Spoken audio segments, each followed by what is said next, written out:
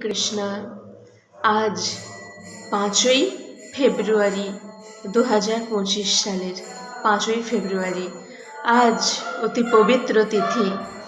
আজ পঞ্চতত্ত্বের মধ্যে অন্যতম শ্রী অদ্বৈত ঠাকুর।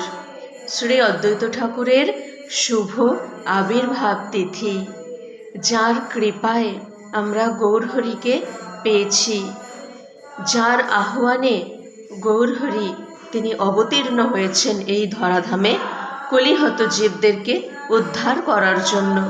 সেই অদ্বৈত ঠাকুরের আজ শুভ আবির্ভাব তিথি।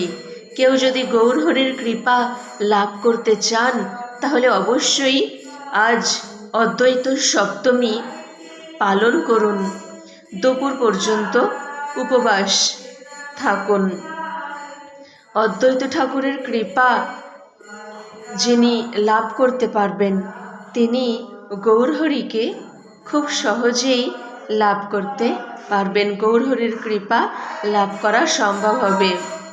অদ্বৈত ঠাকুর তিনি কলিহত জীবরা কিভাবে মুক্তি লাভ করেন সেই জন্য ভগবানকে তিনি অবতীর্ণ হতে বাধ্য করেছেন। আজ সবাই বেশি করে হরিনাম করুন, গৌরহরির গুণকীর্তন করুন। অদ্বৈত ঠাকুর তিনি খুব পছন্দ করেন গৌরহরির গুণকীর্তন করেন যারা, তাদেরকে সবাই বেশি করে গৌরহরির গুণকীর্তন করুন, হরিনাম সংকীর্তন বেশি করে করুন। সবাই বলুন আমার সাথে, হরে কৃষ্ণ কৃষ্ণ কৃষ্ণ হরে হরে, হরে রাম রাম রাম হরে হরে।